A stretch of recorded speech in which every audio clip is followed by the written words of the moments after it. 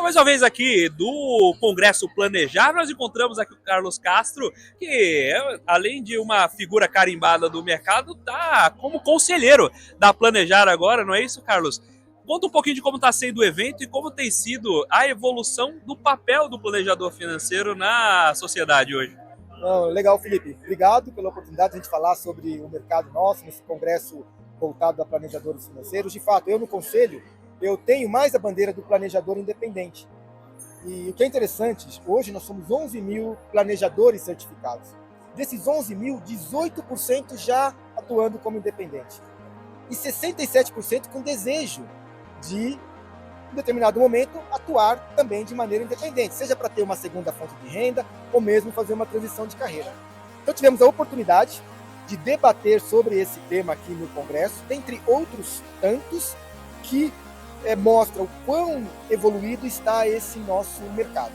Aí a gente tem a própria dinâmica, né, uma CVM 179, cuja transparência na maneira como as assessorias são remuneradas, em breve os bancos, por que não, mexe com essa dinâmica, porque o produto comoditizado vai fazer com que todos busquem a diferenciação na prestação de serviço. E quando a gente fala da prestação de serviço, nós estamos falando do quê? Planejamento financeiro como o ponto ali de entrega de valor. Então o mercado ele vem evoluindo e há muito espaço.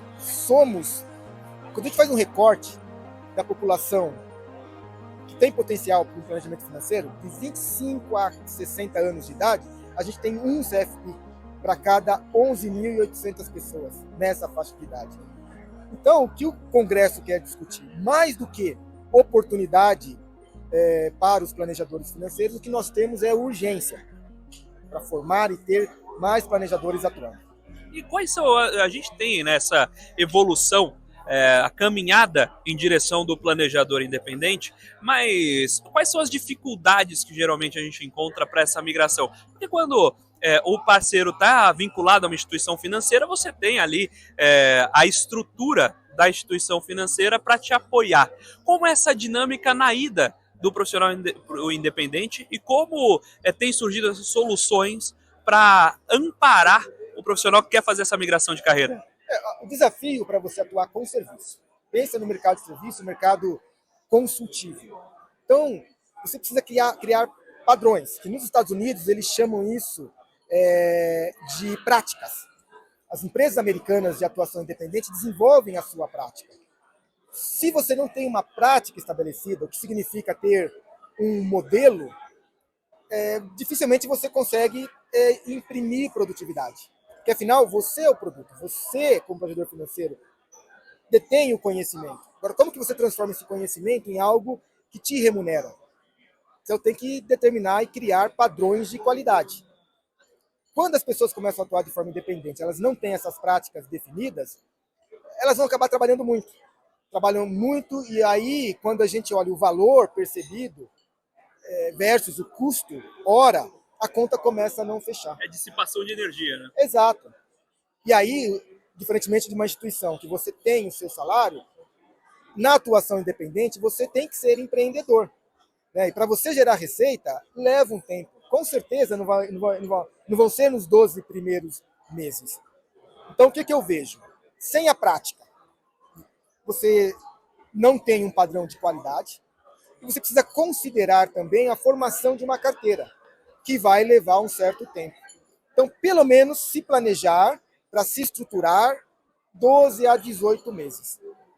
Quando a pessoa faz uma transição e ela deixa de ter o salário da instituição e ela não considera essa fase de maturidade, onde ela vai se deparar, né, com lições aprendidas, ela acaba desistindo. Agora, tem uma vantagem. Se você olhar a volta aqui, nós temos muitas empresas que já criaram suas práticas e que fornecem suas tecnologias. É uma forma de quem quer fazer a transição de carreira começar e não começar sozinho. E o mais importante, não cometer erros, né, que são os erros que todos nós já cometemos. Então vamos cometer erros novos. Maravilha, Carlos Castro. Sempre um prazer encontrar você aqui pelos eventos. Estamos aqui com a Carol Cavenaghi no evento da Planejar, o Congresso Internacional da Planejar. E queria aproveitar para falar um pouquinho de Fin4She, um pouquinho sobre também mulheres dentro desse ecossistema. A gente sempre conversou, né, Carol, sobre o papel da mulher investidora. Mas eu acho que aqui a gente tem um espaço interessante para discutir a mulher também como profissional desse mercado financeiro. Como tem sido o congresso para vocês e o que vocês têm visto justamente em evolução desse papel da mulher dentro do mercado financeiro?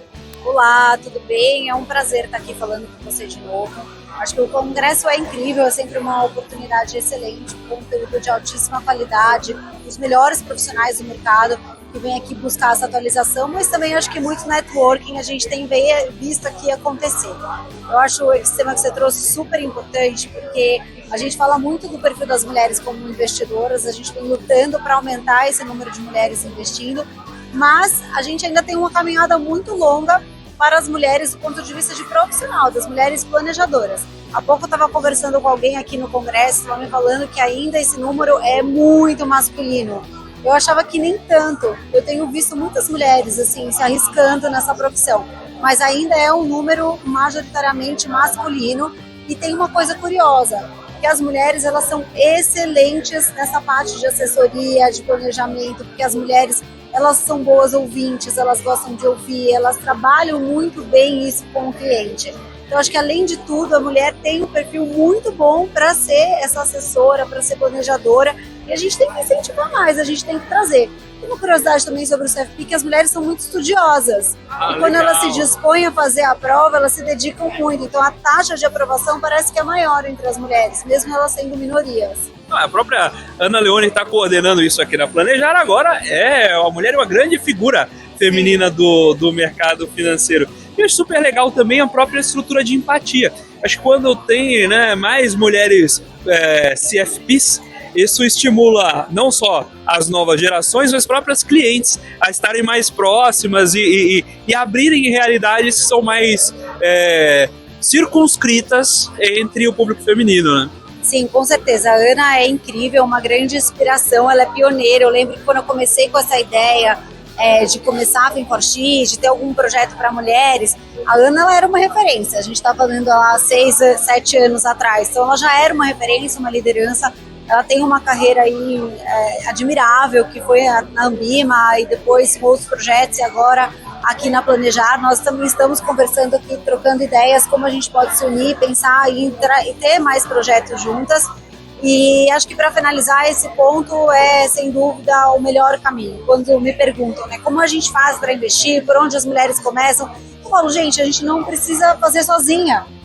Eu acho que existem hoje muitas pessoas qualificadas e mulheres qualificadas, né? Às vezes as mulheres também se sentem mais à vontade de trabalhar com um profissional mulher, porque se sentem mais acolhidas, mais à vontade de tirar as dúvidas, às vezes não conhecem tanto os termos, né? O economês, as nomenclaturas de investimentos, e hoje eu acho que a gente tem muitos profissionais no mercado, muitos profissionais femininos incríveis que a gente pode buscar. Então, acho que assim, comece, dê o primeiro passo, você não precisa fazer sozinha, que a prova desse congresso é que a gente tem muitos profissionais qualificados que estudam, que se preparam, que tiram essa certificação.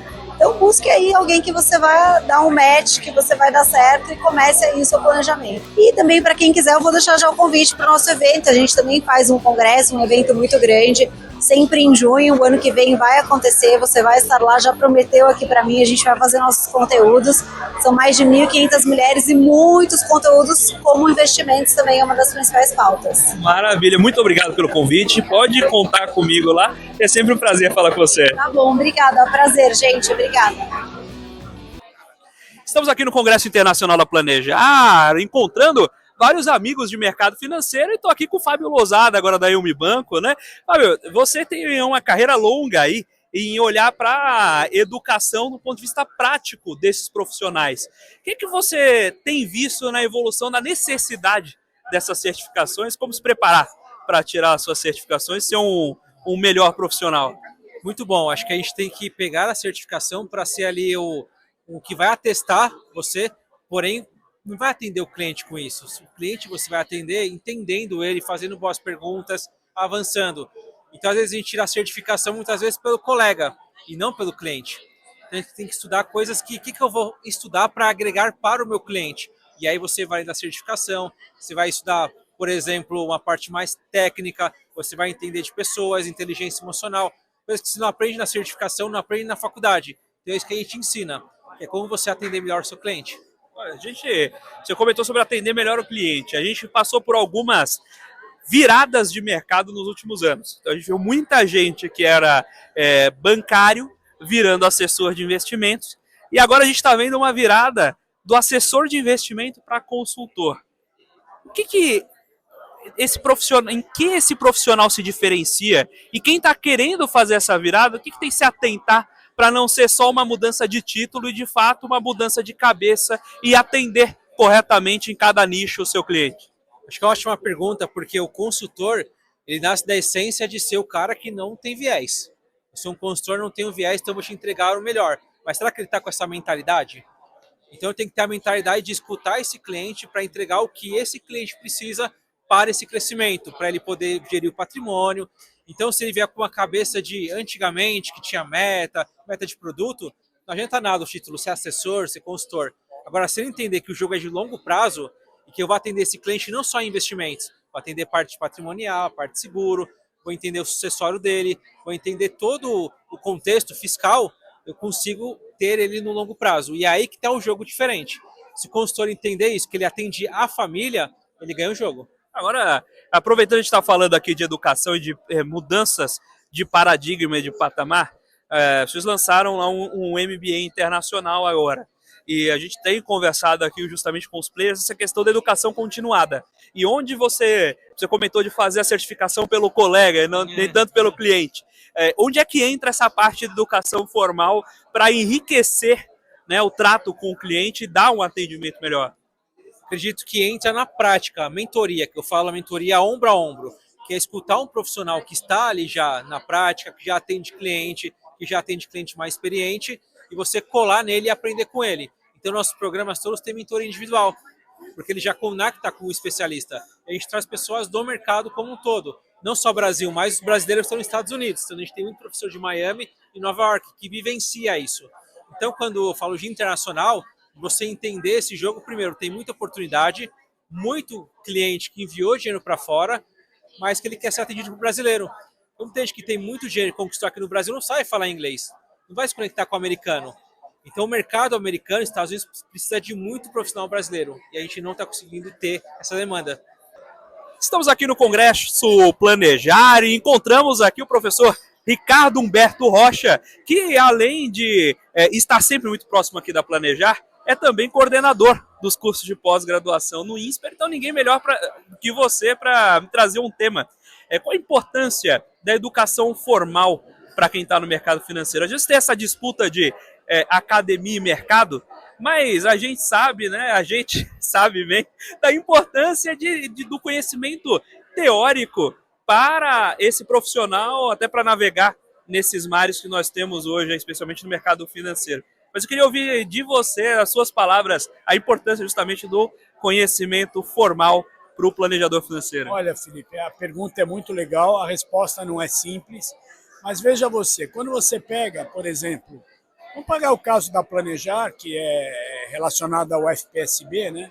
Quando você pega uma obra lá nos Estados Unidos, do Financial Planner Standard Board, vários capítulos, você vai olhar ali os autores dos capítulos, o cara faz questão de colocar que ele é BA em alguma coisa, MBA em alguma coisa, Master Science em alguma coisa, ele é PhD em alguma coisa, ele é CFP, ele é CFA, enfim.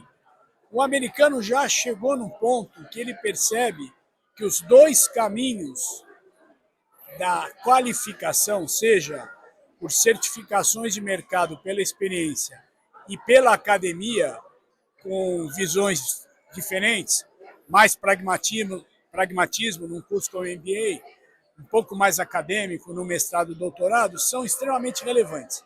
A gente precisa praticar o pensamento crítico, as decisões não são simples, são difíceis, portanto, quanto mais ferramenta, quanto mais habilidade o profissional desenvolve, quanto mais ele estuda, melhor solução ele vai dar. Se ele é um profissional como o CFP, uma melhor solução para o seu cliente.